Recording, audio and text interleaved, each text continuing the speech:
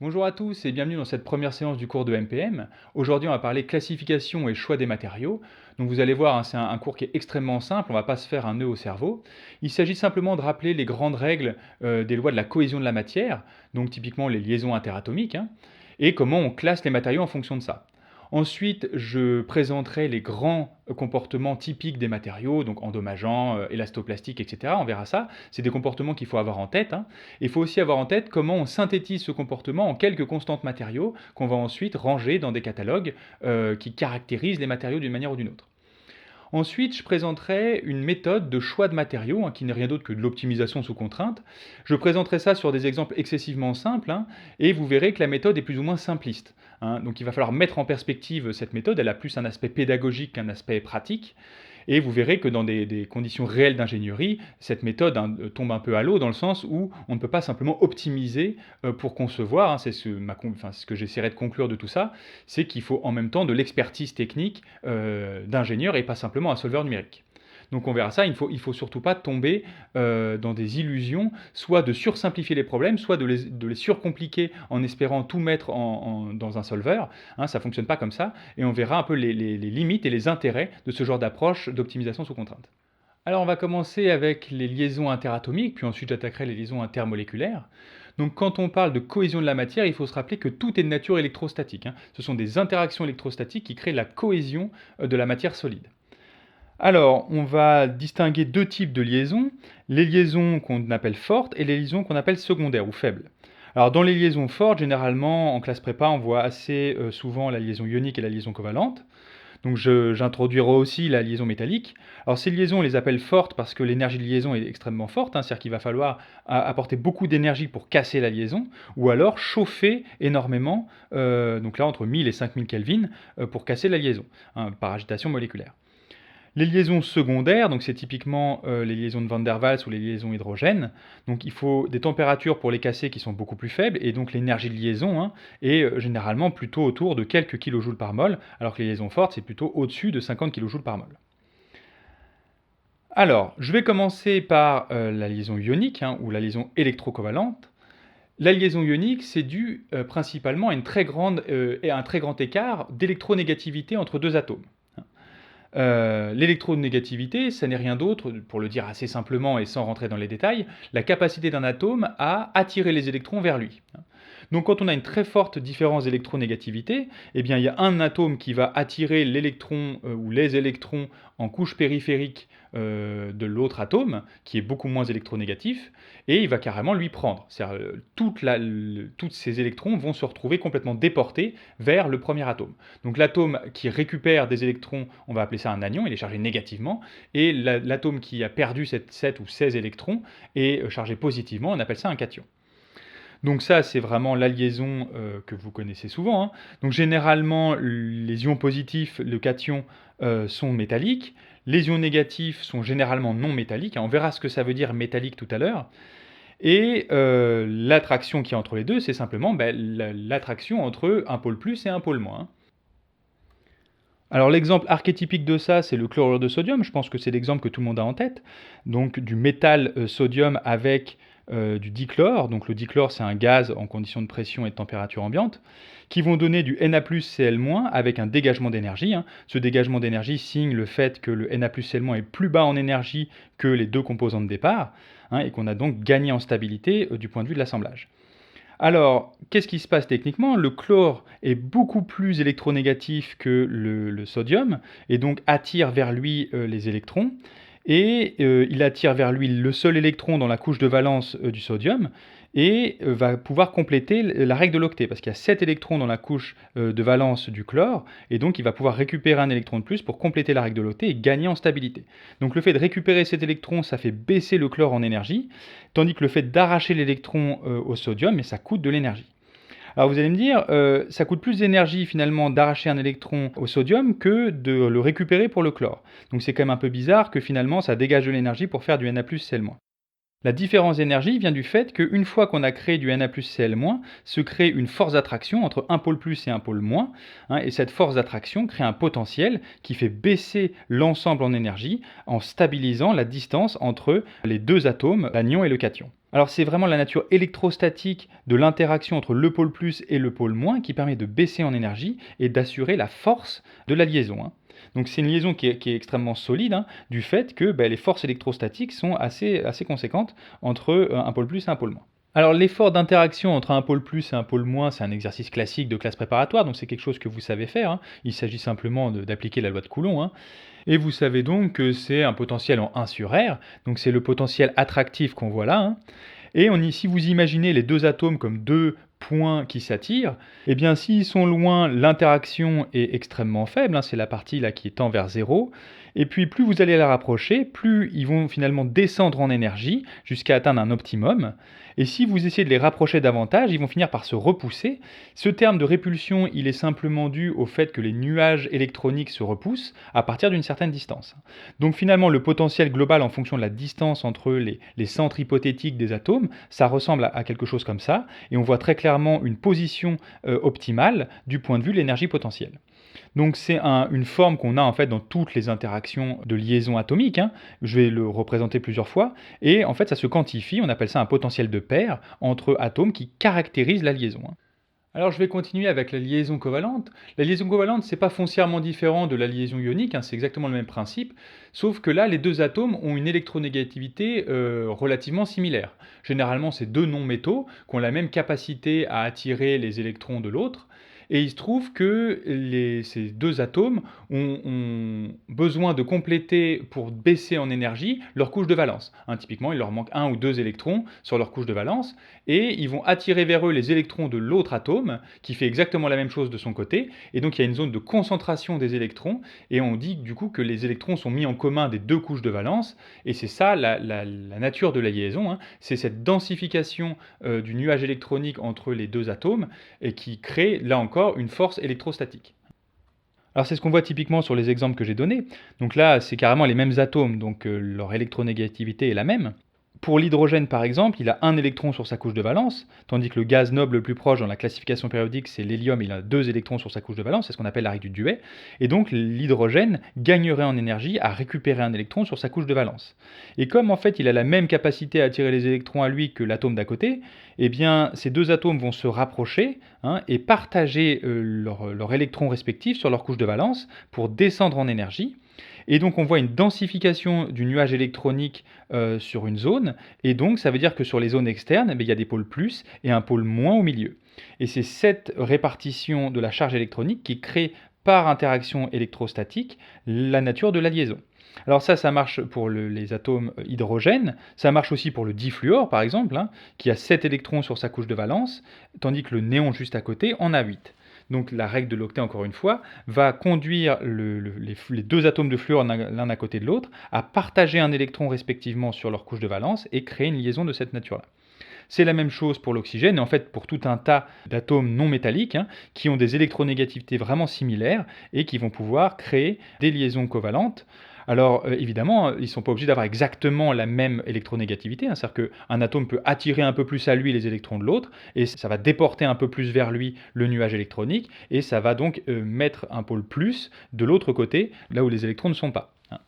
Et du coup, on voit finalement que la liaison que j'ai présentée tout à l'heure, la liaison ionique, est en fait un cas extrême de liaison covalente, où l'un des deux atomes est tellement plus électronégatif que l'autre, eh bien qu'il attire totalement le nuage électronique vers lui, et donc il y a cette liaison extrêmement forte, avec réellement un pôle plus et un pôle moins, où l'électron n'est plus du tout situé vers le cation, et complètement situé vers l'anion. Donc de la même manière que pour une liaison ionique, on peut modéliser une liaison covalente avec un potentiel d'interaction atomique, avec un terme attractif, qui ressemble beaucoup au terme de tout à l'heure. Alors c'est pas tout à fait le même exposant dans la mesure où c'est pas un pôle plus et un pôle moins.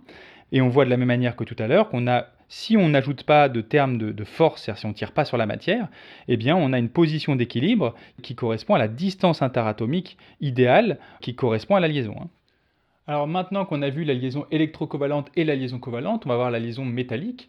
Donc une liaison métallique, hein, c'est simplement des atomes qui sont très peu électronégatifs, donc qui ont généralement quelques atomes sur leur couche de valence, qui vont les laisser en libre circulation, donc ce qu'on appelle un gaz d'électrons libres, hein, et former des cations. Donc c'est un réseau de cations, généralement très bien ordonné, avec un nuage d'électrons libres, de telle sorte que ce réseau de pôles positifs et de nuages d'électrons négatifs qui se baladent crée une liaison de nature électrostatique là encore, hein. Donc typiquement, là, dans l'exemple que je donne pour l'aluminium, on voit que l'aluminium a 13 électrons, donc il a 3 électrons sur sa couche de valence, il est assez peu électronégatif, donc en fait il se sépare assez facilement de ces 3 électrons sur la couche de valence, et il va former des ions Al3+, et on a donc en circulation ce nuage d'électrons libres qui permet de former la liaison, hein. Alors là, évidemment, j'ai vulgarisé à l'extrême, hein, c'est pas notre métier. Je pense qu'un prof de chimie serait pas très content, mais l'objectif, c'était simplement de donner quelques cadres et quelques repères sur ces liaisons, hein. Il ne s'agit pas de rentrer dans la chimie quantique ou même dans une chimie qu'on peut aborder en classe prépa. Le but est vraiment simplement de fixer les idées globales sur la force des liaisons et pourquoi il y a ces liaisons, hein.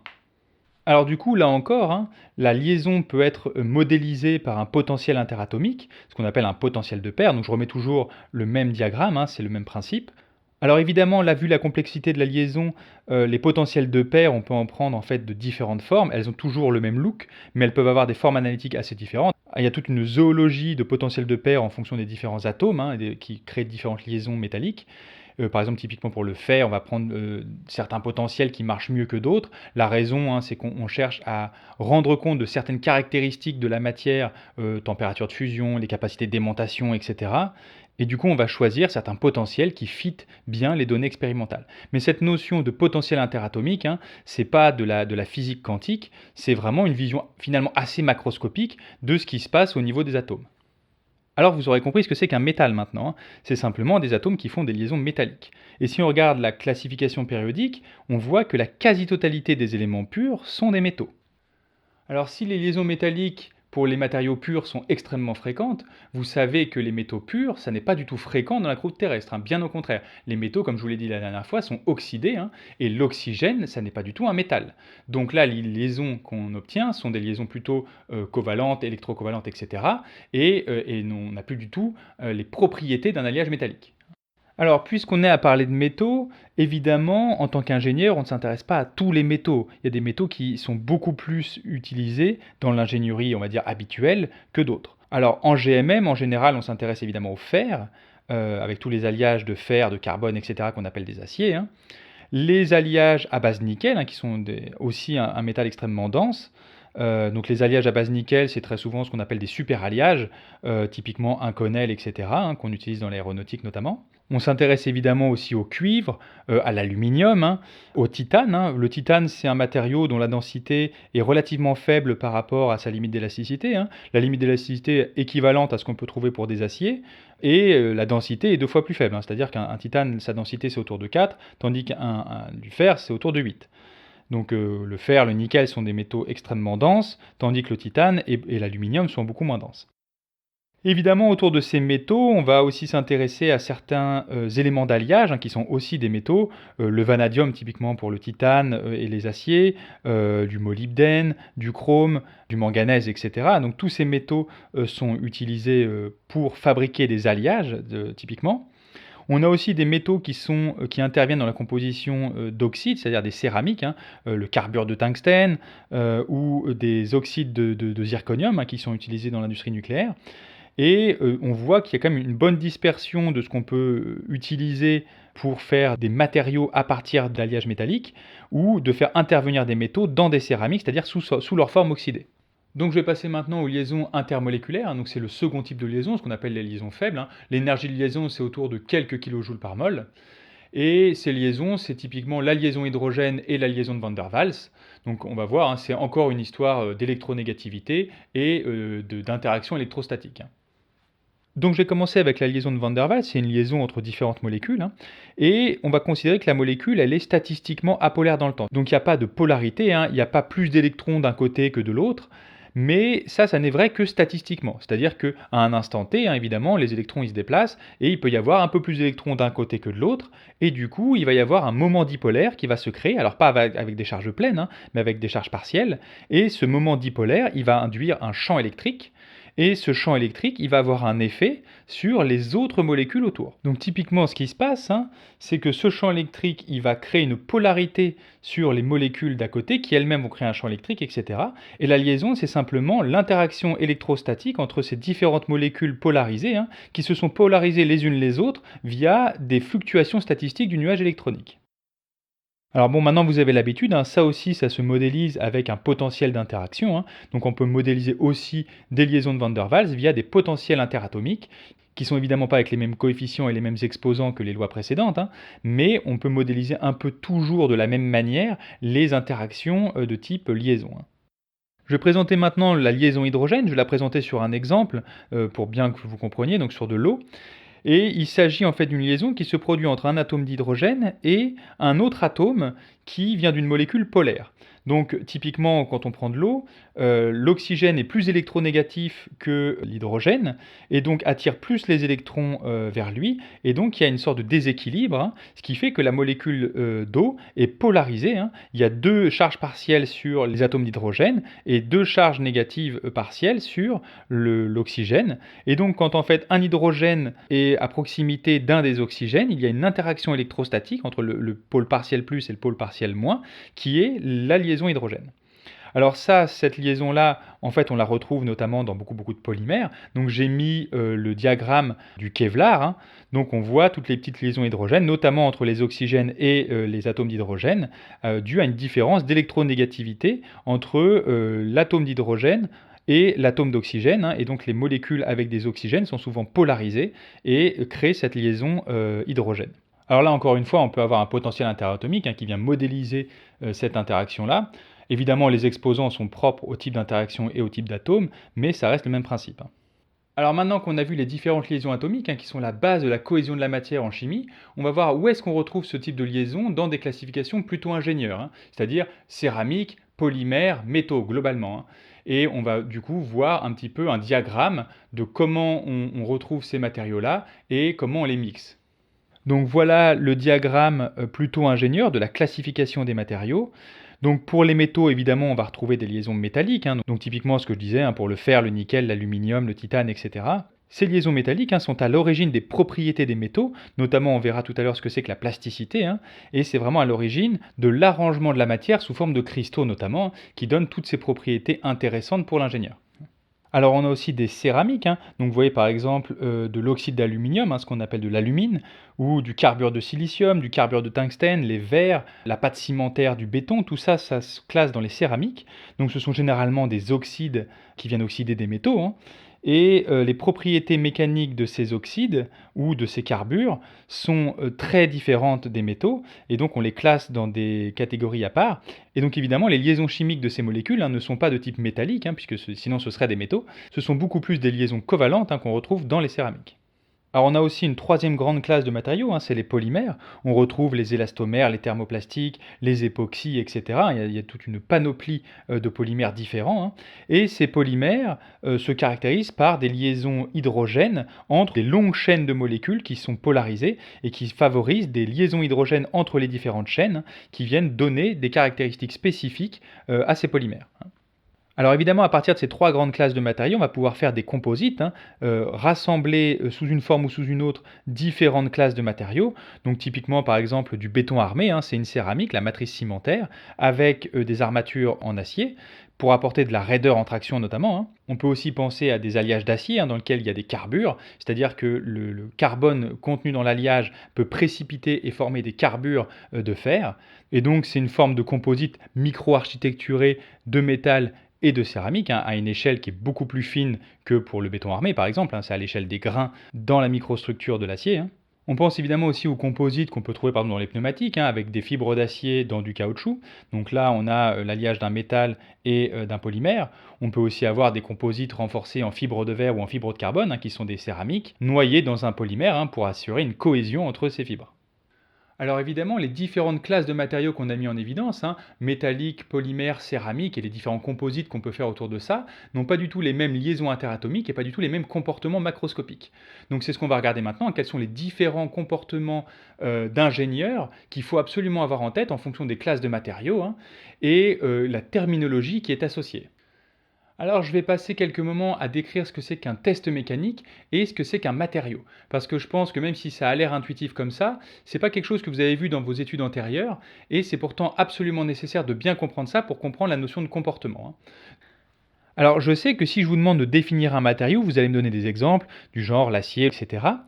Mais vous passez à côté en faisant ça d'une notion extrêmement importante qui est la notion d'échelle. Cette notion d'échelle nous permet de distinguer un matériau d'une structure. C'est-à-dire que l'acier, oui, c'est un matériau si je pense à une éprouvette qui est faite en acier, donc à un objet qui est grand par rapport à la taille caractéristique qui définit l'acier. Si par exemple je pense à un cristal qui compose l'acier, l'acier, je vous rappelle, c'est un cristal de fer avec des éléments d'alliage, eh bien le polycristal, c'est-à-dire l'arrangement de plein de cristaux ensemble, ça va devenir une structure. Alors que cette structure polycristalline, c'est justement ce qui compose l'acier, qui est le matériau de l'éprouvette. Donc en fonction de l'échelle à laquelle je me place, je vais tantôt appeler structure un objet et tantôt je vais l'appeler matériau. Typiquement, je peux penser par exemple à un treillis qui est fait en acier, par exemple pour un pont. Mais si je me place avec un micro-treillis qu'on appelle un métamatériau, c'est-à-dire un assemblage de micro-poutres d'acier qui forment une sorte de mousse qu'on appelle un matériau, eh bien une éprouvette faite dans cette mousse sera une structure, tandis que ces micro-poutres d'acier vont former le matériau, en l'occurrence le métamatériau. Donc tantôt le treillis est une structure qui est faite dans le matériau acier, tandis que parfois l'éprouvette est une structure faite en treillis qui est un matériau. Alors pourquoi je fais cette distinction entre matériau et structure? C'est pour que vous compreniez bien ce que c'est qu'un test. Un test mécanique, il s'agit de tester une éprouvette qui est une structure qui cherche à faire parler un matériau. L'idée, c'est que quand on fait un test mécanique, on mesure des grandeurs qui sont macroscopiques à l'échelle de la structure et on cherche à en déduire quelque chose d'interne sur le matériau. C'est ça que c'est un test mécanique. Et donc il faut relier une mesure de structure à un effet purement matériau. C'est-à-dire que dans cette structure, l'état de contrainte et de déformation doit être homogène pour relier une mesure macroscopique et un état local dans le matériau de manière simple. Évidemment, puisqu'on cherche un état interne au matériau, il faut que ce soit lié de manière simple à quelque chose qu'on mesure, c'est-à-dire un allongement et une force macroscopique dans l'éprouvette. Évidemment, cette relation est d'autant plus facile à établir que l'état de contrainte et de déformation dans le matériau sont homogènes. Alors avec ça en tête, on comprend bien qu'il faut éviter la localisation à un endroit de l'éprouvette de toutes les déformations. Si votre éprouvette est chargée nulle part et qu'elle prend toute la déformation dans une toute petite zone, on comprend bien que les mesures macroscopiques qu'on va faire à partir de là vont parler du matériau d'une manière tellement indirecte qu'on ne saura pas conclure sur le matériau lui-même. C'est vraiment ça qu'il faut avoir en tête. C'est pour ça qu'il faut absolument viser certaines géométries d'éprouvette qui permettent d'obtenir des états de contrainte le plus homogènes possible. Alors en fonction des matériaux et en fonction du type de comportement qu'ils ont, on a différents types de géométrie d'éprouvettes. Il y a toute une zoologie d'éprouvettes en fonction de ce qu'on cherche à mesurer, des caractéristiques matérielles qu'on cherche à exhiber, parce que quelque chose peut être homogène du point de vue de la contrainte et de la déformation pour un acier, et la même éprouvette ne va pas convenir pour un polymère ou une céramique. Si par exemple on veut identifier de l'endommagement dans une céramique, eh bien on ne va pas utiliser la même forme d'éprouvette que pour identifier de la traction dans un acier. Alors je vais commencer à détailler certains grands comportements des classes de matériaux qu'on a vus. Je vais commencer par les comportements élastiques endommageants. Donc là typiquement il faut penser aux céramiques. Et ensuite je détaillerai d'autres types de comportements. Alors voilà comment on présente de manière simplifiée un comportement. Donc là je présente un diagramme contrainte-déformation. Alors je ne dis pas exactement quelle contrainte il s'agit. On peut penser à la contrainte nominale, c'est-à-dire la force appliquée à l'éprouvette divisée par la section initiale de l'éprouvette. On appelle ça la contrainte nominale ou la contrainte ingénieure.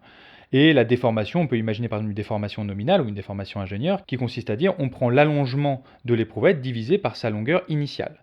Mais on peut aussi évidemment considérer une contrainte vraie quand on fait des expériences.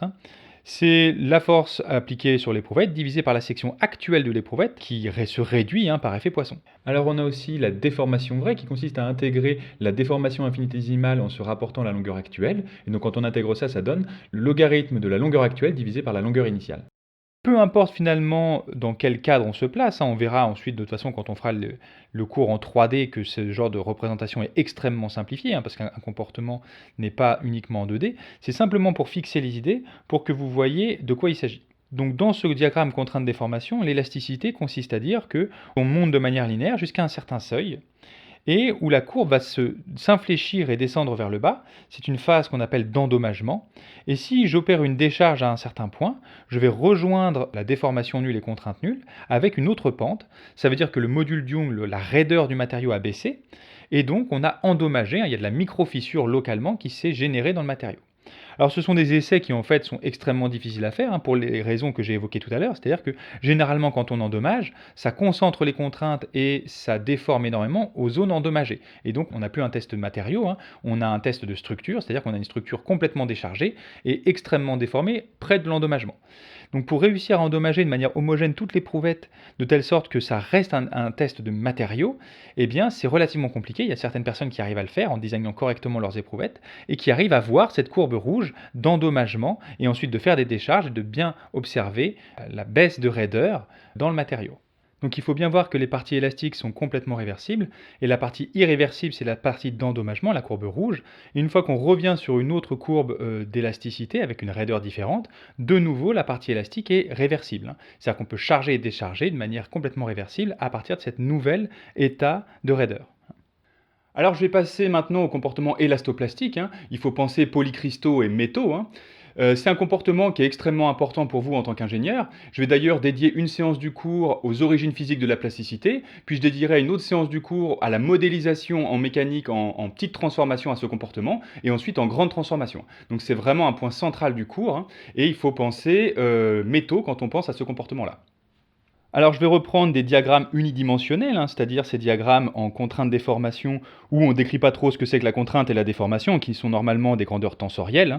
Donc là c'est vraiment une vision très uniaxiale, mais ça permet déjà de fixer les idées.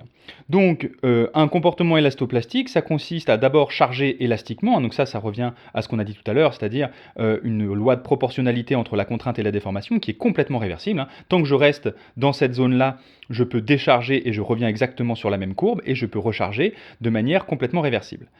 Ensuite, passer un certain seuil qu'on va appeler limite d'élasticité, que j'ai noté sigma y0, on va commencer à plastifier. Donc ça c'est un processus qui est irréversible, c'est pour ça que je le mets en rouge.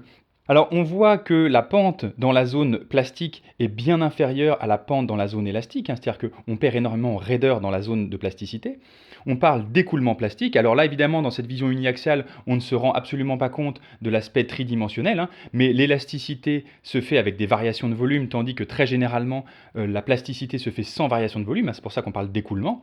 Et on se rend compte que si on fait une décharge en cours de plasticité, eh bien, on va revenir sur une zone élastique, c'est-à-dire qu'on va repartir de manière parallèle à la première pente, et on va avoir une déformation résiduelle, qu'on va appeler la déformation résiduelle plastique, et on voit donc le caractère irréversible de ce type de déformation, et c'est d'ailleurs ce qu'on observe quand on allonge une éprouvette, elle ne revient pas à sa position de départ, elle a une déformation, un allongement résiduel tout à fait notable. Alors c'est justement cette capacité à engendrer des déformations résiduelles qu'on exploite quand on utilise des métaux. Par exemple, quand on met en forme un métal, on va justement imprimer la forme grâce à des déformations plastiques résiduelles, en déformant le métal jusqu'à dépasser la limite d'élasticité, engendrer des déformations plastiques qui nous arrangent, et ensuite retirer l'outil de telle sorte que la forme reste imprimée. Alors il y a un aspect intéressant dans l'élastoplasticité, c'est ce qu'on appelle l'écrouissage. Vous voyez qu'à partir de la zone plastique, la pente diminue, mais très généralement elle n'est pas réduite à zéro. C'est-à-dire qu'on n'a pas un plateau. Si on a un plateau, on appelle ça la plasticité parfaite, mais dans l'immense majorité des cas, on a une légère pente, et cette légère pente, vous voyez qu'elle fait augmenter la limite d'élasticité. Alors la raison est simple, c'est qu'une fois qu'on commence à recharger à partir de déformations plastiques déjà existantes, vous voyez qu'il va falloir monter sur la deuxième courbe bleue plus haut que précédemment pour de nouveau atteindre un régime plastique. C'est-à-dire qu'on a augmenté la capacité d'élasticité du matériau, la limite d'élasticité augmente avec les déformations plastiques très généralement. Alors ça évidemment, c'est une vision extrêmement simpliste de ce que c'est qu'un comportement élastoplastique, même si ce n'est qu'un essai de traction uniaxiale. Je vais quand même vous donner une vision un peu plus réaliste, qui correspond un peu plus à ce qu'on mesure quand on fait une vraie traction uniaxiale sur un métal. Donc ça donne à peu près ça. Donc on a toujours évidemment une phase élastique, avec la raideur qu'on appelle le module Young, et on voit que la démarcation entre la zone élastique et la zone plastique est en fait en pratique extrêmement difficile à déterminer, puisque la pente en fait évolue continuellement depuis le module Young vers une pente beaucoup plus faible au moment de la phase plastique. Alors le problème, c'est que c'est extrêmement difficile de distinguer quand est-ce que s'arrête la droite et quand est-ce que commence l'écrouissage. Donc pour remédier à ce problème, ce qu'on fait en général, c'est qu'on se décale d'un seuil arbitraire. Donc là par exemple j'ai mis 0,1%.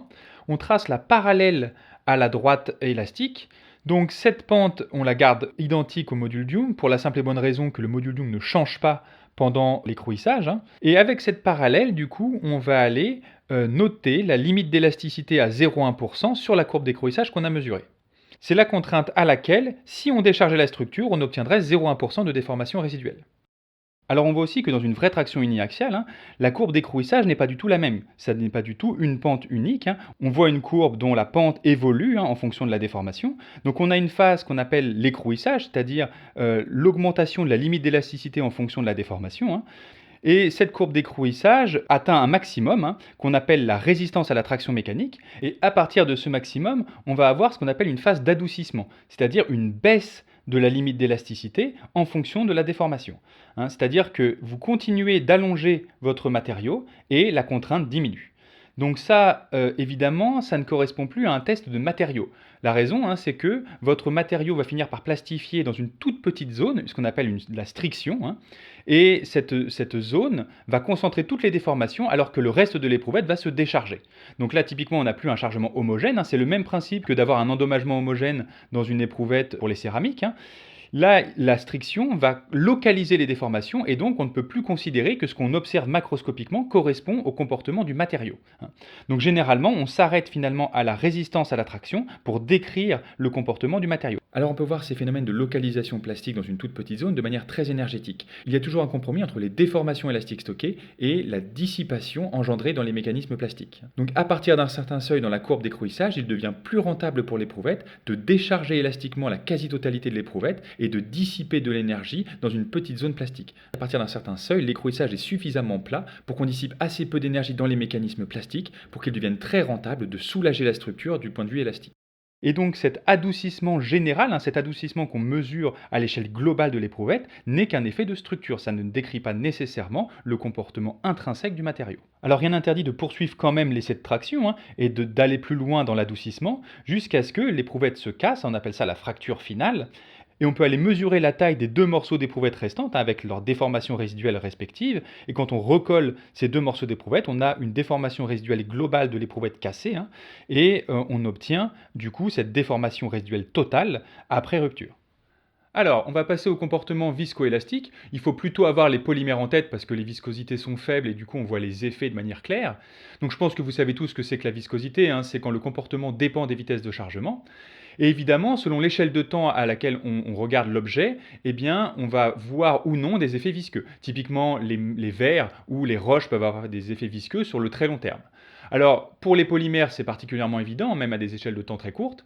Mais par exemple, pour les bétons, il y a des expériences de béton qui durent depuis 40 ans, ce qu'on appelle des expériences de fluage, pour justement suivre des structures de manière visqueuse sur très longtemps. Typiquement, les enceintes de cuves de centrales nucléaires vont être construites en béton et peuvent avoir des effets de fluage importants. Et donc, on suit ça sur des expériences qui sont très longues pour déterminer le comportement visqueux des bétons à long terme. Alors là, je vais adopter un point de vue extrêmement schématique pour que vous compreniez bien de quoi il s'agit. Donc on peut imaginer les effets viscoélastiques simplement comme l'assemblage d'un amortisseur visqueux avec un ressort complètement élastique. Donc j'ai une partie ressort qui est complètement élastique et réversible, donc qui se déforme sous l'effet de la contrainte. Et ce ressort est accroché à un amortisseur qui, lui, va opposer une résistance qui va dépendre de la vitesse de chargement. Donc ce qu'il faut bien voir dans un comportement viscoélastique, c'est qu'il n'y a pas que la contrainte et la déformation qui vont avoir un rôle, mais aussi la vitesse de déformation. Donc on va relier la vitesse de déformation à la contrainte avec le taux d'amortissement, qu'on appelle généralement état, et on va évidemment aussi établir une déformation qui va relier la contrainte de manière élastique avec le module Young. Donc la déformation élastique est toujours reliée à la contrainte par un module Young, ça c'est classique. Et le comportement va aussi faire intervenir un taux de déformation viscoélastique qui relie la contrainte avec ce taux d'amortissement. Donc du point de vue des courbes uniaxiales, maintenant ce qu'on peut faire, c'est au lieu de montrer un diagramme contrainte-déformation qui n'aurait pas vraiment de sens puisque le comportement ne dépend pas uniquement de la contrainte et de la déformation, on va présenter des diagrammes contrainte en fonction du temps et déformation en fonction du temps. Donc on peut faire deux types d'essais, un essai qu'on contrôle en contrainte et un essai qu'on va contrôler en déformation. Donc si par exemple on contrôle en contrainte, on va commencer à charger de manière linéaire en fonction du temps et on va s'arrêter à un certain seuil, à un plateau, et on va mesurer la déformation qui correspond. Donc la partie élastique du comportement va faire que la déformation va augmenter proportionnellement à la contrainte, donc ça c'est via le module Young. Et quand on va atteindre le plateau, qu'on va maintenir dans le temps la contrainte, on va observer une augmentation des déformations alors qu'on n'augmente pas les contraintes. Donc ça ne peut pas être le ressort, puisque le ressort il est lié linéairement entre la contrainte et la déformation. Donc cette augmentation de la déformation alors que la contrainte reste constante, ça c'est dû à l'amortisseur, et c'est ce qu'on appelle le fluage. Alors évidemment, le test réciproque, c'est de contrôler en déformation. Donc on peut augmenter la déformation en fonction du temps de manière linéaire et stabiliser la déformation à un certain seuil. Donc là, ce qu'on observe, c'est exactement le parallèle du fluage, c'est ce qu'on appelle la relaxation. La contrainte va augmenter proportionnellement à la déformation pendant la phase élastique. Et ensuite, dans le temps de maintien, on va avoir une baisse de la contrainte alors que la déformation est maintenue constante. Donc là encore, c'est l'amortisseur qui vient jouer son rôle à ce moment-là.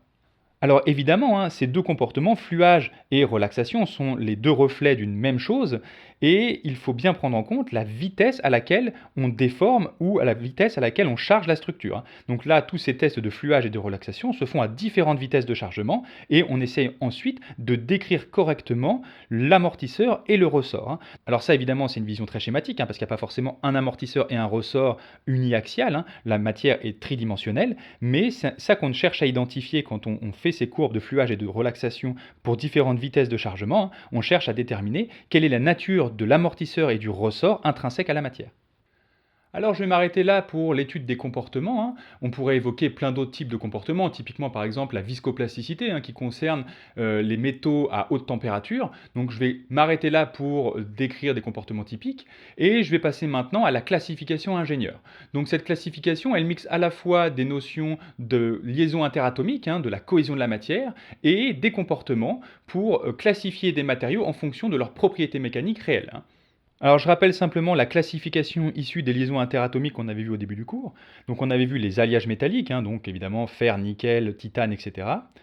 On avait vu les céramiques. Alors dans les céramiques, on a vu les verres. Les céramiques poreuses, c'est celles qu'on connaît bien dans la vie de tous les jours.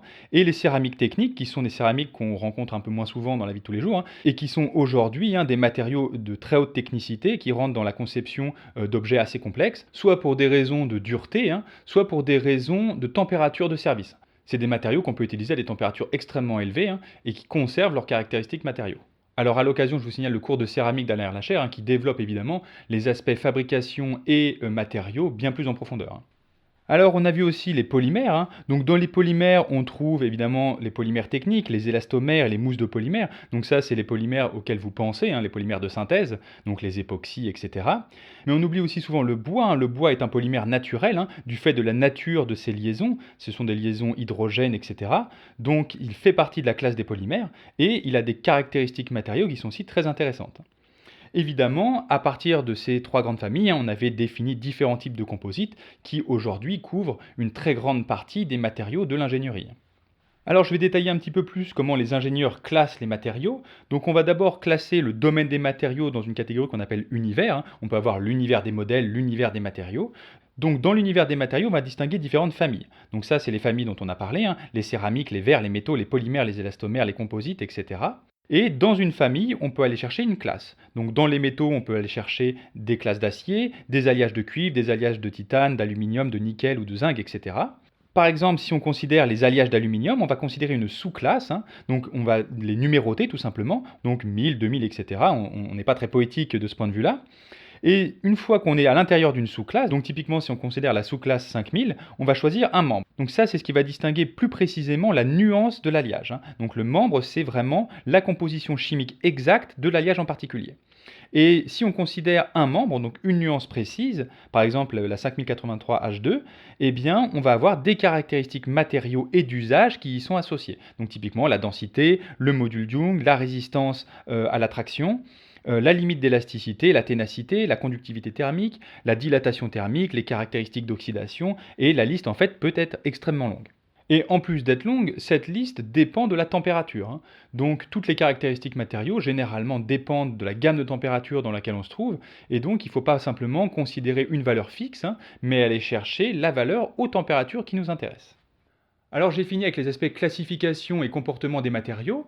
On va voir maintenant comment on peut utiliser tout ça pour fabriquer une méthode pour choisir un matériau dans un projet. Donc c'est simplement de l'optimisation sous contrainte, hein. Et on va voir que ça a surtout une valeur pédagogique plus qu'opératoire, hein. Il y a des aspects très intéressants de simplification du problème pour résoudre un problème analytique et avoir une bonne vision d'ensemble, mais finalement la méthode est trop simpliste pour être utilisée dans un projet complexe, hein. Et donc la méthode d'Ashby, du professeur Ashby, qui d'ailleurs vend dans un logiciel, je ne vous conseille pas de l'appliquer telle qu'elle dans votre vie d'ingénieur, mais simplement de vous en inspirer pour à la fois suffisamment simplifier les problèmes pour bien comprendre de quoi il s'agit, et en même temps ne pas trop simplifier le problème en appliquant bêtement cette méthode, et finalement vous trouverez avec des aberrations in fine. Alors cette méthode, elle repose principalement sur une très bonne connaissance des propriétés d'usage des matériaux, hein. Il y a eu un effort considérable de catalogage des caractéristiques matériaux, hein, de tous les matériaux qu'on peut utiliser dans une vie d'ingénieur. Alors évidemment, ce catalogage, il est nécessaire pour constituer une base de données qui va être utile à l'optimisation sous contrainte, hein, qui constitue le cœur de la méthode, hein. Et cette optimisation sous contrainte, on va appeler ça la méthode des indices de performance. Donc je vais expliquer un petit peu après de quoi il s'agit. Alors les propriétés d'usage des matériaux, hein, qui constituent cette grande base de données pour faire de l'optimisation sous contrainte, on peut la synthétiser sous cette forme. Donc différents types de constantes matériaux, hein, donc général, mécanique, thermique, etc. Des coefficients, on va dire classiques, qui décrivent plus ou moins bien les comportements plus ou moins complexes des matériaux, et des valeurs avec des unités. Donc, du point de vue général, on peut penser au coût. Alors évidemment, le coût, ça revient beaucoup dans ce genre de méthode d'optimisation sous contrainte, du fait que ça a été développé dans les années 80 à 2000, et du coup, le coût environnemental, lui, n'est pas pris en compte. Ça, c'est vraiment un énorme manque de mon point de vue dans ce genre de base de données, puisque la comptabilité carbone, aujourd'hui, fait partie d'un des grands éléments qui permettent de choisir tel ou tel matériau, tel ou tel fournisseur, etc. Alors du point de vue plus mécanique, hein, on peut recenser un certain nombre de constantes matériaux, hein, comme on a pu voir jusqu'à présent, donc le module Young, hein, qui va caractériser la raideur des matériaux, le coefficient de Poisson, hein, qui intervient aussi dans l'élasticité mais avec des aspects plus tridimensionnels. Évidemment, ces deux aspects-là ne synthétisent pas l'élasticité à elle toute seule, hein, ne synthétisent que l'élasticité linéaire isotrope. Évidemment, si on a un matériau anisotrope, ces deux coefficients ne suffisent pas, il va falloir introduire d'autres coefficients. On peut finalement aussi décrire la même chose que le module Young et le coefficient de Poisson avec ce qu'on appelle le module de cisaillement et le module d'incompressibilité. Donc ces deux coefficients sont très intéressants parce qu'ils permettent de décomposer un comportement linéaire élastique isotrope en une partie sphérique et une partie déviatorique. Donc ces deux coefficients ont aussi leur importance dans la description de l'élasticité. Évidemment, on a aussi vu la limite d'élasticité, hein. Pour tous les matériaux élastoplastiques, c'est une constante fondamentale. Évidemment, à ça, il faudrait ajouter la loi d'écrouissage, hein, parce qu'on a vu qu'une fois qu'on a plastifié, il y a toute une loi à décrire dans la manière dont le matériau s'écrouille. On peut ajouter à ça la ténacité, donc ça c'est une caractéristique matériau importante que j'avais introduite dans le cours d'introduction, hein, et qui a une unité particulière, hein. Autant tout ce qui est module Young, module de cisaillement, module d'incompressibilité et limite d'élasticité s'exprime en mégapascal ou en gigapascal, autant la ténacité s'exprime en mégapascal racine de mètre, et cette unité on ne peut la comprendre finalement que quand on a suivi un cours de rupture. Donc je ne vais pas détailler ça aujourd'hui, mais c'est une caractéristique matériau qui est très importante pour caractériser à quel point un matériau va se casser de manière fragile plus ou moins facilement. On peut ajouter à ça ce qu'on appelle la limite d'endurance, c'est la contrainte à partir de laquelle on ne peut plus enchaîner des cycles de manière infinie sans déclencher des mécanismes de fatigue. Donc c'est une contrainte qu'il ne faut pas dépasser, hein, pour les structures qui subissent de très grands nombres de cycles et qui pourraient amorcer des mécanismes de fatigue si vous dépassiez cette limite-là. Évidemment, il ne faut surtout pas s'imaginer, hein, que là j'ai décrit l'essentiel des caractéristiques mécaniques, hein. Pour décrire un comportement, c'est relativement complexe, hein, puisqu'il faut décrire des relations tridimensionnelles entre des tenseurs qui évoluent l'un par rapport à l'autre. Donc évidemment, ces quelques coefficients ne suffisent pas dans l'immense majorité des cas, hein, et il faut rajouter évidemment de la description dans cette base de données que je synthétise à l'extrême ici. Alors dans un ordre d'idées assez similaire, on peut avoir des constantes matériaux associées à la thermique, hein. Donc on pense évidemment à la conductivité thermique, à la diffusivité thermique, à la chaleur spécifique. Donc ces trois constantes matériaux interviennent par exemple dans l'équation de la chaleur, hein, qui décrit le régime de conduction de la chaleur dans un solide. On peut aussi penser à la température de fusion qui va intervenir dans les problèmes de changement de phase par exemple. On peut aussi évidemment penser à la température de transition vitreuse, donc typiquement par exemple pour les polymères, hein, il y a une température à partir de laquelle ils deviennent beaucoup plus fragiles en dessous qu'au-dessus de cette température-là. C'est un peu ce que j'avais expliqué dans le cours d'introduction sur le Liberty Ship qui s'était cassé du fait que la ténacité descend avec la température. Et bien cette température à partir de laquelle la ténacité chute brutalement, on appelle ça la température de transition vitreuse. Dans le cours d'introduction, j'avais aussi montré comment des chargements thermiques pouvaient introduire des dilatations, hein. Donc il y a un coefficient de dilatation thermique, hein, qui vient décrire ce phénomène-là. Alors ici, il est scalaire, mais on peut évidemment le prendre sous forme tensorielle pour décrire d'une anisotropie, hein, que les directions ne soient pas équivalentes et qu'on dilate plus ou moins en fonction de la direction. Évidemment, il y a d'autres types de caractéristiques. On peut évidemment penser à l'usure ou à des caractéristiques de corrosion, notamment la vitesse de corrosion, la constante de vitesse parabolique d'oxydation. Ce sont des caractéristiques, hein, qui interviennent dans les équations de la corrosion, hein, qui viennent caractériser la vitesse de propagation de la corrosion en fonction du milieu extérieur. Alors là encore, ne pensez pas que ces constantes sont exhaustives, hein. Il faut beaucoup de constantes pour décrire un comportement complexe, hein, du fait que décrire toute une courbe ou décrire tout un comportement à l'aide de quelques coefficients, ça n'est pas simple, hein. Donc évidemment, ne pensez pas que ces quelques coefficients suffisent dans la grande majorité des cas, ça n'est pas du tout vrai. Alors je vais donner des exemples avec quelques valeurs. Je vais prendre notamment des alliages de titane. Donc voilà comment se présente le genre de base de données qu'on peut trouver dans différents logiciels, hein, notamment le logiciel du professeur HB. Donc évidemment, on trouve en tête de liste le coût, qui s'exprime en euros par kilogramme, hein, puisque c'est évidemment, on va le faire à la tonne, hein. Évidemment, il y a un range en fonction des nuances et des fournisseurs, donc il y a une valeur min et une valeur max. On a des notions de recyclabilité, hein, qui sont des notions importantes. Évidemment, je vous ai dit, il manque des aspects environnementaux dans ce genre de base de données, hein, qu'il faut absolument prendre en compte aujourd'hui. On décrit la densité, le module Young, le coefficient de Poisson, etc., hein, et on voit à chaque fois des valeurs. Donc vous voyez qu'un titane, c'est moins rigide qu'un acier, hein, son module Young est plus faible, c'est entre 90 et 137 gigapascal, alors qu'un acier, c'est plutôt autour de 200. En revanche, c'est plus rigide qu'un aluminium, qui est plutôt autour de 70. Ce qui est intéressant, c'est la limite d'élasticité, hein. Vous voyez que la limite d'élasticité, en fonction de la nuance et du traitement thermique qui a été opéré sur votre titane, s'étale entre 172 mégapascal et 1245, donc on va dire entre 170 et 1200. Et ça, c'est à peu près la gamme aussi des aciers, hein. Donc pour une limite d'élasticité qui est assez similaire à l'acier, on a une densité autour de 4, qui est donc beaucoup plus faible que celle d'un acier, hein, qui est plutôt autour de 8, hein, c'est ce que je disais au début. Donc voilà pour les valeurs du titane. Évidemment, hein, les bases de données sur le titane sont bien plus étendues que ça, et on a des bases de données qui correspondent aussi à chaque nuance, et pas uniquement avec un range, mais aussi nuance par nuance, et même avec certains traitements thermiques qui ont été opérés sur certaines nuances en particulier. Alors dans le même genre d'idée, on va lister aussi les caractéristiques matériaux pour la thermique, hein, conductivité thermique, chaleur latente de fusion, chaleur spécifique, etc., et associer une valeur avec les unités qui correspondent. Donc je ne vais pas détailler plus que ça, hein, chaque matériau a sa propre base de données, hein, qu'il faut étudier au moment où on utilise tel ou tel matériau. Alors en plus de ce listing quantitatif de caractéristiques matériaux, hein, qui viennent synthétiser le comportement de votre matériau, eh bien on retrouve des caractéristiques plutôt qualitatives, hein, qui sont également importantes dans l'utilisation qu'on peut faire d'un matériau ou non. Alors on trouve par exemple ce qu'on appelle la résistance environnementale, hein, typiquement la résistance à l'inflammabilité, qui est très bonne pour le titane, la résistance à l'eau douce et à l'eau de mer, la résistance à des solvants organiques, la résistance à l'oxydation à partir de 500 degrés, donc ça c'est une caractéristique assez classique. La résistance aux acides forts, aux bases fortes, aux acides faibles et aux bases faibles. Donc ces caractéristiques vont synthétiser un petit peu l'interaction de votre matériau avec différents agents extérieurs classiques de l'ingénierie, hein, qui peuvent attaquer chimiquement votre matériau ou non. Évidemment, on peut aussi parler de la résistance aux UV, hein. Ça c'est classique pour les polymères, hein, qui peuvent s'opacifier avec les radiations UV. Et donc ça peut être une caractéristique importante si par exemple vous utilisez un polymère entre deux plaques de verre pour faire un vitrage par exemple, hein. En plus de ça, on va synthétiser quelques usages typiques, hein, pour orienter l'ingénieur dans une voie, on va dire, classique. Donc typiquement pour le titane, on fait généralement des pales de turbine de moteur d'avion avec. Il y a aussi des applications dans l'aérospatial, évidemment, du fait de sa très bonne limite d'élasticité en fonction de son poids. On va aussi utiliser ça pour le génie chimique, hein. On utilise par exemple le titane pour faire des peintures, etc. On utilise aussi des pièces en titane pour faire des échangeurs thermiques, donc ça c'est dû à ses caractéristiques en termes de conductivité thermique, etc. On utilise le titane en bio-ingénierie, ça c'est ce que j'avais dit dans le cours d'introduction, du fait qu'il est un très bon matériau biocompatible, et évidemment pour le même genre de raison dans le médical. En plus de toutes ces propriétés qualitatives, on trouve une propriété qualitative importante, hein, qui est une mise en garde sur la sécurité. Donc tous les matériaux n'en ont pas, hein, puisque tous les matériaux ne présentent pas forcément des dangers, mais on a la liste des dangers connus en regard de ce matériau. Donc là, typiquement pour le titane, sous forme de poudre, c'est un matériau qui est extrêmement inflammable et irritant si on l'ingère. Donc évidemment, ce genre de mise en garde, hein, c'est essentiel que vous les lisiez quand vous vous intéressez à un matériau pour le sélectionner dans un projet de conception, hein, parce que ça peut être déterminant pour la suite des événements en termes de gestion de sécurité et de danger. Alors, à partir de cette grande base de données qu'on a pour tous les matériaux, on va essayer de les comparer entre eux. Alors évidemment, l'espace dans lequel vit l'ensemble des paramètres matériaux est un espace à très grande dimension, hein, puisqu'il y a beaucoup de paramètres matériaux différents.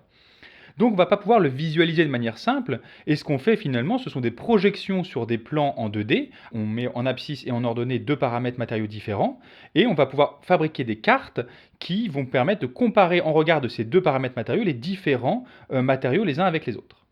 Donc là, je présente deux cartes différentes. Une carte module Young sur densité et une autre carte ténacité sur résistance à l'attraction, hein. Donc on sent que cette façon de faire est en fait très imparfaite, hein, puisqu'on ne peut pas visualiser l'ensemble des caractéristiques matériaux, hein. Et on voit directement au look de ces cartes, hein, que ça date un petit peu des années 80 comme méthode, mais ça permet déjà de se faire une idée, hein, d'un point de vue pédagogique, de comment sont répartis les matériaux les uns par rapport aux autres en fonction de différents paramètres matériaux. Donc je vais présenter que deux cartes, hein, mais évidemment on peut en présenter des tonnes, hein, du fait qu'il y ait plein de paramètres matériaux différents qu'on peut comparer les uns avec les autres. Alors je vais détailler la première carte, hein. Faites juste attention, les échelles sont logarithmiques. On voit par exemple les céramiques avec des raideurs très élevées, hein. Donc ne confondez pas la raideur et la dureté, hein. La raideur c'est associé au module Young, tandis que la dureté est plutôt associée à la limite d'élasticité, hein. Donc les céramiques ont des raideurs extrêmement élevées, hein, pour des densités finalement assez faibles, hein, c'est-à-dire autour de 3. Tandis qu'on voit par exemple le groupement des alliages techniques, donc typiquement les alliages d'acier à base nickel, les alliages de cuivre, etc., ont des raideurs qui peuvent être équivalentes à celles des céramiques, hein, mais pour des densités beaucoup plus élevées, hein, typiquement comme le tungstène, là qu'on voit avec une très forte raideur et une très forte densité, ou alors des raideurs plus modérées avec des densités beaucoup plus faibles, hein. Donc quand on est autour des mêmes densités que pour les céramiques techniques, on est un ordre de grandeur en dessous en termes de raideur, hein. Donc typiquement pour les alliages d'aluminium par exemple. On trouve aussi une catégorie des composites techniques, hein, donc tous les matériaux renforcés en fibres de carbone, de verre, etc., hein, qui sont assez peu denses et qui peuvent avoir des raideurs similaires à des aciers ou d'autres alliages métalliques. On a également des polymères techniques, hein, donc tout ce qui va être époxy, polyester, polyuréthane, nylon, etc., hein, qui ont une très grande gamme de raideurs possibles, hein, parce qu'il y a en fait énormément de polymères différents, hein, qui sont tous concentrés autour d'une densité entre 1 et 2, on va dire, hein. On retrouve également différentes zones qui correspondent au bois, hein, soit sollicitées dans le sens parallèle aux fibres, soit sollicitées dans le sens perpendiculaire aux fibres, hein, parce que le bois est un matériau très anisotrope et donc le sens de sollicitation va avoir un impact considérable sur le module Young. Et on voit aussi des mousses de polymère, hein, qui sont là extrêmement peu denses avec des raideurs extrêmement faibles. Alors on a aussi des droites en pointillés qui correspondent à des rapports module Young sur densité constant, hein, et qui servent à la conception, hein, dans la méthode que je vais vous présenter par la suite. Alors on peut regarder ce que ça donne avec d'autres paramètres matériaux, hein. Donc là, par exemple, la ténacité et la limite d'élasticité. On retrouve les alliages métalliques avec des limites d'élasticité entre 100 et 1000, hein, c'est un peu ce qu'on avait vu tout à l'heure, et avec des ténacités très élevées, hein. C'est-à-dire qu'en fait, ils ne se cassent pas facilement, hein. On appelle ça la ductilité, hein. Ils ont une capacité à plastifier plutôt que de se casser. En revanche, si on regarde les céramiques techniques, elles ont des limites d'élasticité extrêmement élevées, hein. Pour ainsi dire, elles ne plastifient jamais, tandis qu'elles ont une capacité assez faible à résister à la fracture. Donc c'est vraiment la définition du caractère fragile des céramiques, hein. Elles ont une ténacité relativement faible et des limites d'élasticité, hein, en fait, qui ne sont jamais dépassées, puisqu'en fait c'est quasiment impossible de les plastifier. On retrouve également des polymères techniques, le bois, etc., hein, qui eux sont dans des gammes plus faibles de limites d'élasticité et de ténacité. Et on retrouve les mousses de polymères, hein, qui ont vraiment des limites d'élasticité très faibles avec des ténacités très faibles. Alors maintenant que j'ai présenté les propriétés d'usage des matériaux, hein, cette grande base de données de caractéristiques matériaux et comment on les visualise sous forme de cartes, je vais passer maintenant à la méthode d'indice de performance, hein, qui est rien d'autre qu'une optimisation sous contrainte relativement simple, hein, et je vais présenter ça sous des exemples analytiques. Je mettrai évidemment quelques exercices pour que vous puissiez vous faire la main, hein, vous-même sur des exemples peut-être un peu plus compliqués que ce que je vais présenter maintenant. Alors évidemment, hein, pour faire de l'optimisation sous contrainte, il vous faut une fonction coût, hein. Cette fonction, ça doit nécessairement être un scalaire dans la mesure où il faut pouvoir dire que telle évaluation de la fonction coût est meilleure que telle autre et donc il vous faut une relation d'ordre. Ces fonctions coût dans le cadre de la recherche d'un matériau dans un problème de conception, on appelle ça un indice de performance, hein, parce qu'on va considérer simplement que tel matériau va être plus performant en regard du problème de conception que tel autre. Cet indice de performance, il doit être exprimé à l'aide des propriétés des matériaux, hein, puisque c'est là-dessus qu'on va optimiser. Alors je présente rapidement ce que c'est qu'un problème de conception dans ce cadre-là, hein. Un problème de conception, ça se résume à des données de chargement que vous connaissez, hein. Ça c'est votre problème d'ingénierie qui vous fournit les données de chargement sur votre structure. Vous avez aussi des données géométriques qui sont imposées. Votre objet doit avoir une certaine taille, certaines caractéristiques géométriques. Vous avez également des variables géométriques, donc ça qui sont ajustables dans votre problème d'optimisation. C'est-à-dire, par exemple, si vous imaginez une poutre, elle doit avoir une certaine longueur, mais vous pouvez ajuster la section en fonction du matériau que vous allez utiliser. Et évidemment, vous avez des variables matériaux qui correspondent aux caractéristiques mécaniques et thermiques, etc., des matériaux que vous êtes en train d'essayer. Alors la méthode consiste à faire une analyse mécanique simplifiée de votre problème. Alors pourquoi simplifier? Eh bien évidemment pour ne pas être submergé par la complexité, ce qui rendrait difficile finalement l'optimisation sous contrainte. Donc là dans le cadre de l'exemple que je vais vous donner, on va carrément avoir une solution analytique, donc on ne peut pas faire tellement plus simple, mais même pour des exemples plus compliqués, on va simplifier suffisamment le problème pour être capable de le comprendre et de poser le problème d'optimisation de manière claire. Alors cette analyse mécanique simplifiée va nous permettre d'écrire explicitement une fonction objectif en fonction des données de chargement, des données géométriques, des variables géométriques et des variables matériaux. Ça, c'est ce qu'on cherche à minimiser. Et on va pouvoir aussi écrire explicitement une contrainte en fonction de ces mêmes variables qui va simplement limiter le domaine d'exploration des matériaux pour vérifier certains critères qui sont nécessaires dans le problème de conception.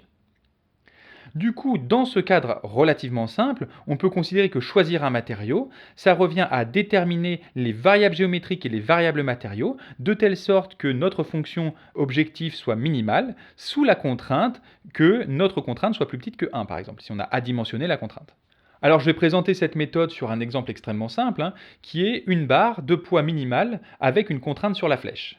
Donc si on veut concevoir une poutre qui a une certaine longueur L, donc là L va être une donnée géométrique imposée, de poids le plus faible possible, donc ça va être notre fonction objectif, qui va être soumis à un effort de traction F, donc ça c'est la donnée de chargement, de telle sorte qu'un allongement soit plus petit qu'une certaine valeur. Donc ça va être une donnée de chargement qui va servir de contrainte.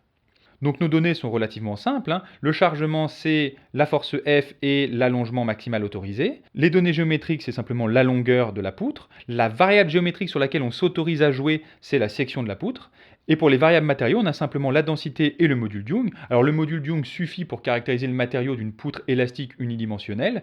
Et la densité, ça va simplement nous servir à calculer sa masse pour la fonction objectif. Alors l'analyse mécanique simplifiée est en fait ici triviale, c'est-à-dire le calcul de la flèche, un calcul que vous savez faire depuis longtemps. Ça donne la force multipliée par la longueur de la poutre, divisée par son module Young et sa surface. Cette flèche, elle doit être plus petite qu'un allongement maximal, qu'on a noté ΔM. Donc la fonction objective, c'est simplement la masse de la poutre. Donc la masse de la poutre, c'est simplement son volume fois la masse volumique. Le volume, c'est la longueur fois la surface, et qu'on va multiplier par la masse volumique. Et la contrainte, comme j'ai dit, c'est que la flèche soit plus petite qu'une certaine valeur. Donc on adimensionnalise la contrainte et on obtient simplement que la force multipliée par la longueur divisée par le module Young, la surface et cet allongement maximal doit être plus petit que 1. Donc finalement, choisir un matériau pour ce problème de poutre de poids minimal avec une contrainte sur la flèche, ça revient à déterminer sa section et à déterminer le module Young et la masse volumique d'un matériau qu'on va pouvoir choisir, de telle sorte que L fois la surface fois la masse volumique soit minimale, sous la contrainte que la force fois la longueur divisée par le module Young, la surface et l'allongement maximal soit plus petite que 1. Donc c'est ce problème-là qu'il faut traiter pour résoudre notre problème d'optimisation sous contrainte, qui n'est pas bien compliqué, je vous l'accorde. Alors pour traiter simplement ce genre de problème, il suffit de remarquer qu'il obéit à une loi puissance. Alors là, je vais le présenter de façon générale et ensuite je reviendrai sur le cas particulier, mais aussi bien la fonction objective que la contrainte s'écrivent sous forme de produits des données de chargement, des données géométriques, des variables géométriques et des variables matériaux. Donc ces différentes données, je vais les indicer I, J, K, L pour données de chargement, données géométriques, variables géométriques et variables matériaux. Et on observe que la fonction objective comme la contrainte s'écrivent comme un produit avec des certaines puissances de ces différentes variables. Évidemment, quand on a un problème comme ça, c'est un problème très non linéaire pour optimiser, et il y a une astuce qui est extrêmement classique, c'est d'appliquer un logarithme. Alors l'intérêt, c'est que comme notre fonction logarithme est strictement monotone, on ne change rien à notre problème de minimisation. La seule chose qu'on change, c'est qu'on va transformer tous ces produits en somme. Alors finalement, on va décrire une fonction objectif petit o et une fonction de contrainte petit c, qui sont les logarithmes de notre fonction objectif et de notre fonction de contrainte, qui va être linéaire en fonction des logarithmes des données de chargement, du logarithme de la donnée géométrique, etc. Donc finalement, notre problème d'optimisation devient linéaire. Il suffit de résoudre un minimum d'une fonction linéaire avec une contrainte linéaire. Évidemment, cette contrainte, elle devient négative, puisque le logarithme de 1 fait 0.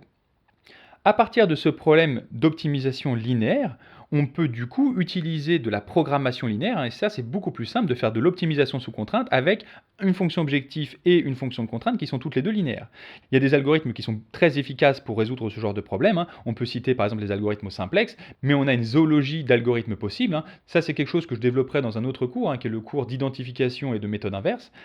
Donc là, dans ce cours-là, on ne va pas beaucoup parler d'optimisation, on va dire numérique, mais sachez qu'il y a une zoologie d'algorithmes possibles, hein, et il faut se former à ces questions-là, hein. Et donc je vous recommande d'aller suivre un cours de mathématiques appliquées sur ce genre de questions. Et avoir simplifié les choses avec notre logarithme pour avoir obtenu un problème linéaire avec contrainte linéaire, c'était vraiment une bonne idée. Alors évidemment, comme notre problème il est vraiment quasiment trivial, on peut le résoudre complètement à la main. Donc finalement, tout ce que je viens de vous expliquer sur le fait de passer en logarithme, ça s'applique bien quand on a un problème qui est suffisamment compliqué pour qu'on ait besoin de faire de la programmation, hein, et qu'on ait besoin d'un algorithme numérique. Donc là, on va se ramener à un problème linéaire, c'est une bonne idée. En revanche, là, comme notre problème est extrêmement simple, et c'est pour ça que je disais au début du cours qu'il était même simpliste, c'est qu'on va pouvoir s'en tirer directement avec les équations en produit. Donc une des caractéristiques qui vient vraiment simplifier le problème de l'exemple que je vous ai donné, hein, de la barre dont on cherche à minimiser la masse, c'est qu'on a une seule contrainte avec une seule variable géométrique. Donc ça simplifie grandement l'analyse, hein, c'est-à-dire que notre fonction objectif, elle va s'écrire simplement comme une seule variable géométrique à une certaine puissance, multipliée par un produit de données de chargement et de données géométriques, multiplié par un produit de variables matériaux. Et on va uniquement s'intéresser à ça. La contrainte L s'écrit comme aussi une seule variable géométrique, hein, multipliée par un produit de données de chargement et de données géométriques, multiplié par un produit de variables matériaux qui doit être plus petit que 1. Comme finalement on a une seule variable géométrique entre la fonction objectif et la fonction coût, on va pouvoir éliminer la variable géométrique entre ces deux équations. Donc finalement on obtient que la variable géométrique doit être plus petite qu'un certain produit, hein, que je vous ai écrit ici, et on peut réinjecter cela dans la fonction objectif, hein, si on va simplement réécrire la contrainte dans la fonction objectif. Donc notre fonction objectif, elle doit vérifier une certaine relation, elle doit être plus petite qu'une certaine quantité, et cette quantité, vous voyez qu'elle dépend d'un produit des données de chargement et des données géométriques, et d'un produit des variables matériaux. Donc ça, c'est une condition nécessaire, hein. On vient de déduire cette condition-là de notre fonction objectif et de notre contrainte, hein. Et donc nécessairement, notre fonction objectif devant être la plus petite possible, ça veut dire que le produit que j'écris doit être maximal, hein. Et c'est ça qu'on appelle finalement un indice de performance, hein. C'est que pour minimiser notre fonction objectif, on doit maximiser ce produit des variables matériaux, puisque c'est finalement la seule variable qui reste dans la fonction objectif, dans notre condition nécessaire, hein. Notre fonction objectif doit être plus petite que cette condition-là, et donc on doit maximiser notre indice de performance. Et vous voyez que cet indice de performance ne dépend plus que des variables matériaux. Donc on s'est vraiment ramené à une situation extrêmement simple en éliminant la variable géométrique puisqu'il n'y en avait qu'une. Alors finalement, si je reprends notre exemple, hein, où on a notre fonction objectif qui s'écrit comme un produit relativement simple avec des puissances de 1 et notre contrainte qui s'écrit avec des puissances de 1 ou de moins 1, finalement en réinjectant tout ça dans les calculs précédents, on obtient que l'indice de performance à maximiser pour vérifier notre condition nécessaire sur l'optimisation de notre fonction objectif, eh bien c'est le module Young divisé par la masse volumique. Et c'est justement ces critères-là qu'il y avait en droite pointillée sur la carte module Young densité dans la carte que je vous ai montrée. Donc c'est ce qu'on voit ici, hein. On doit maximiser finalement le rapport E sur ρ, et donc si on trace différentes droites, on va aller taper le matériau qui croise la droite la plus élevée. Donc ici on obtient le diamant, hein. C'est-à-dire que la condition nécessaire qu'on a obtenue pour optimiser notre fonction, c'est de cibler le diamant. Donc on a ciblé la masse volumique et le module Young du diamant. Et du coup, on peut boucler le problème d'optimisation en déterminant la section de notre poutre, en réinjectant le module Young et la densité qu'on vient de trouver pour le diamant, qui proviennent d'une condition nécessaire, hein, donc il n'y a pas d'autre solution pour le matériau, hein, et on vient obtenir la section qui vient vérifier à la fois la contrainte et qui optimise la fonction objectif. Donc finalement, on résout complètement notre problème d'optimisation simplement en maximisant un indice de performance scalaire sur un graphe 2D. Donc on ne peut pas faire tellement plus simple en termes d'optimisation sous contrainte, hein. Mais cette réponse, elle doit quand même vous poser une certaine question, parce que je suis sûr que vous ne vous imaginiez pas que la bonne réponse à cette question était le diamant, hein. Si vous imaginez une poutre, vous n'imaginez pas une poutre en diamant en général. Donc à moins que ce soit une poutre de longueur extrêmement faible dans un microscope ou un objet technique de ce genre-là, il est très peu probable qu'une bonne réponse d'ingénieur soit effectivement le diamant. Alors vous allez me dire, c'est peut-être parce qu'on va aussi optimiser sur le coût. Pas nécessairement, hein. Même si je vous laisse complètement libre sur le coût, eh bien, il est fort probable que le diamant soit quand même une mauvaise réponse à la plupart des poutres qu'on peut concevoir. La raison à ça, c'est qu'on a considéré uniquement la masse de la poutre et une certaine condition sur la flèche maximale autorisée. Mais en fait, un problème de mécanique est plus compliqué que ça. C'est-à-dire que là, on a sursimplifié notre problème et très probablement, par exemple, notre poutre n'est pas assez tenace. C'est-à-dire qu'elle est trop fragile. Typiquement, vous regardez le diamant sur une carte ténacité, limite d'élasticité, vous voyez que le diamant est assez peu tenace. Et si on ajoute une contrainte à la poutre du fait, par exemple, qu'elle ne doit pas se casser pour tel chargement appliqué, eh bien, le diamant deviendra une mauvaise réponse à la question. Donc évidemment, la question qu'on pose est essentielle pour trouver le bon matériau, et vous voyez qu'elle ne peut pas être aussi simple que simplement trouver une poutre de poids minimal. Alors c'est très important dans un problème d'ingénierie que vous considériez suffisamment d'éléments qui interviennent dans la conception pour concevoir une fonction objectif et des fonctions de contrainte qui soient suffisamment riches pour éviter des réponses aussi triviales qu'une poutre en diamant par exemple. Il ne faut pas oublier des aspects qui viennent en fait significativement limiter votre choix de matériaux. Donc là j'ai montré la ténacité, mais ça peut être des choses beaucoup plus subtiles que ça. Sinon vous allez tomber sur un choix de matériaux qui finalement ne correspond pas à une bonne solution. Et là ce résultat du diamant doit vous inquiéter. Alors vous allez peut-être vous demander pourquoi je vous ai présenté une méthode si finalement elle donne des résultats trop simples, qui sont un peu triviaux à chaque fois. Alors déjà, c'est pas complètement vrai, on peut faire des exercices qui sont plus compliqués, d'ailleurs j'en mettrai dans la description. Et ça a aussi l'avantage d'être assez pédagogique. On comprend bien ce que c'est qu'une optimisation sous contrainte avec ces exemples assez simples et on peut aussi comprendre l'intérêt que ça a de s'orienter vers des problèmes d'optimisation de manière plus mathématique avec des algorithmes plus performants que ça, qui prennent en compte plus de paramètres sur lesquels on peut optimiser pour résoudre un problème de conception. Parce que un problème de conception, ça n'est rien d'autre que finalement faire des compromis, et faire des compromis, ça se traduit mathématiquement par une optimisation sous contrainte.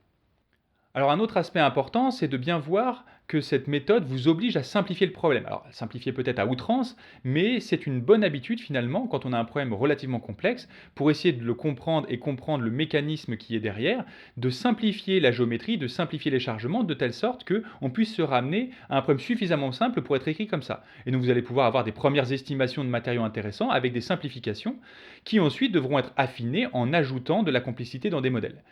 Alors, c'est vraiment un aspect important quand on fait de l'ingénierie, de faire des modèles successifs, de plus en plus compliqués, qui s'approchent de plus en plus d'un comportement réaliste, on va dire, et d'affiner les choix qu'on fait au fur et à mesure.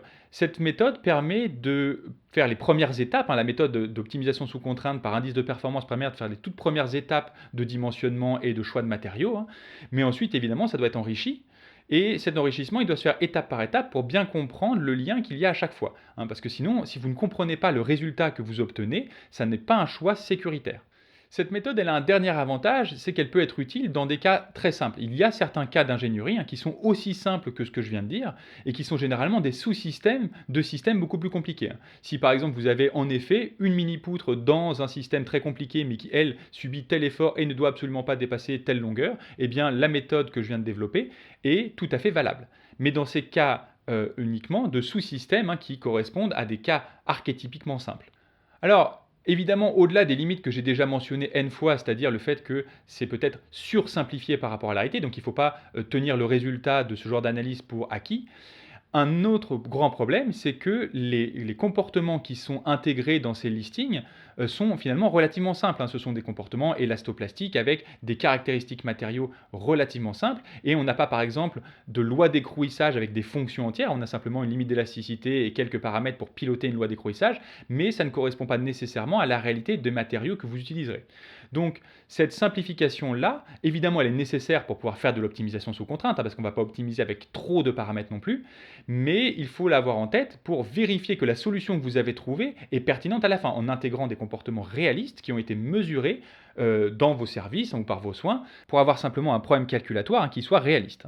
Alors, une autre limite que j'ai déjà mentionnée, c'est que ce genre de méthode n'inclut pas les données environnementales, c'est-à-dire qu'il n'y a pas de comptabilité carbone, il n'y a pas de prise en compte des gaz à effet de serre, etc. Mais évidemment, ce genre de méthodes ont été développées dans les années 80. Mais libre à vous, et c'est même de votre devoir, de les intégrer dans les optimisations que vous ferez, et qui seront, j'espère, plus respectueuses de ce genre de critères et pas uniquement du coût de la structure. Le coût environnemental doit primer sur le coût de la structure. Vous devez mettre un coefficient plus important devant le coût environnemental que devant le coût de la structure. Alors évidemment, une des limites aussi les plus sévères à ce genre d'approche, c'est qu'on optimise principalement sur le matériau et quelques données géométriques, mais principalement sur le matériau. Alors qu'en fait, Un problème de conception, c'est beaucoup plus vaste que ça. C'est une interaction entre la fonction d'un objet, entre les chargements qui y sont appliqués, parce qu'on peut tout à fait avoir une influence sur les chargements en designant différemment votre objet. On peut évidemment avoir une influence sur la forme, la géométrie de l'objet est aussi optimisable en réalité que le matériau, etc. On a aussi un aspect de dimensionnement, qui est déjà dans la méthode plus ou moins que je vous ai présentée, avec par exemple l'optimisation sur la section de la poutre pour respecter toutes les contraintes et la fonction objectif. Mais ça peut devenir relativement compliqué quand on a un problème géométriquement plus complexe que ça, et évidemment le matériau. Donc c'est cette interaction entre tous ces éléments-là finalement qu'il faut optimiser, et pas uniquement le matériau et le dimensionnement. Du coup, optimiser tout ça simultanément, sachant que les matériaux à eux seuls représentent déjà un espace à très grande dimension, puisqu'il y a beaucoup de paramètres matériaux, eh bien, on sent bien que ça pose une difficulté majeure, parce que chercher la forme d'un objet en fonction du matériau, etc., de la fonction qu'il doit avoir, de où sont placés les chargements, eh bien, c'est littéralement impossible. Il y a trop de variables mises en jeu. Alors vous avez peut-être déjà vu des algorithmes de form finding qui sont en train de designer un vélo tout seul en fonction d'un certain nombre de critères, mais en fait les critères qui sont appliqués à ce genre d'algorithme sont extrêmement simples. Il y a beaucoup de contraintes qui font que l'algorithme arrive à s'orienter vers une forme et tout n'est pas libre d'accès. C'est-à-dire que l'algorithme ne peut pas choisir des matériaux différents avec des positionnements de pédaliers différents, avec des positionnements de guidons différents, etc. Finalement, il est dans une sorte de cadre assez rigide, et dans ce cadre assez rigide, il arrive à trouver une forme. Mais finalement, l'interaction entre la fonction, le chargement, les matériaux, le dimensionnement, etc., si on met tout ça ensemble, ça fait un espace beaucoup trop grand pour optimiser dessus. Alors j'espère que vous comprenez bien qu'un problème de conception, c'est en fait faire des compromis, et que ça revient à faire de l'optimisation sous contrainte. En revanche, j'aimerais pas que vous repartiez de ce cours avec l'idée que on peut tout rentrer dans un solveur numérique et attendre qu'il vous donne la bonne réponse. Ça n'arrivera jamais, et la principale limite de ça, c'est simplement que l'espace sur lequel vous êtes en train d'optimiser est littéralement gigantesque. Donc vous n'avez pas la possibilité de faire ça, sans parler du coût calculatoire de chaque itération que l'algorithme va faire, parce que si votre problème de mécanique est suffisamment compliqué, vous allez le résoudre avec des éléments finis par exemple, ou n'importe quel type de méthode numérique, et ça prend un certain temps. Et donc l'algorithme, il va essayer tout un tas de solutions, et comme il a un espace à balayer qui est extrêmement grand, il va appeler cette résolution numérique un certain nombre de fois, et ça peut prendre un temps littéralement infini. C'est pour ça qu'une conception réelle est toujours sous-optimale. La raison à ça, c'est que finalement, il y a toujours un va-et-vient entre de l'optimisation numérique faite proprement et des choix d'ingénieurs qui sont pris pour diverses raisons et qui viennent contraindre finalement l'espace des possibles que l'algorithme va explorer. C'est-à-dire qu'à chaque fois qu'on fait un choix dans un projet d'ingénierie, on vient limiter l'espace des possibles pour la conception. Et ça, c'est très important parce que sinon, on ne s'en sort pas. Et du coup, on se rend bien compte qu'un objet est toujours sous-optimal, on pourrait toujours finalement faire mieux, puisqu'on n'a pas exploré toutes les possibilités. Et donc c'est très important de bien voir que l'expertise des ingénieurs, leur niveau de compétence, ça peut vraiment enrichir une conception, et qu'un ingénieur moins compétent va aboutir à des conceptions moins pertinentes, pas parce qu'il n'aura pas le bon algorithme ou qu'il aura moins de moyens financiers pour avoir accès à tel ou tel logiciel, mais simplement parce que les choix qu'il aura faits auront orienté la conception d'une manière moins pertinente. Voilà, j'ai terminé avec cette première séance du cours de MPM. Comme vous avez vu, c'était vraiment pas dur au niveau intellectuel, on va dire. J'espère que ça vous a quand même placé quelques repères sur ce que c'est que la conception en ingénierie, que ça vient compléter le cours d'introduction de manière pertinente. Et vous pouvez évidemment faire les exercices que je vais laisser en description pour vous entraîner un peu pour ces techniques d'optimisation sous contrainte par indice de performance. Même si c'est pas très compliqué, on peut quand même faire un peu plus compliqué que ce que j'ai présenté dans le cours. Voilà, je vous dis à la prochaine fois et travaillez bien.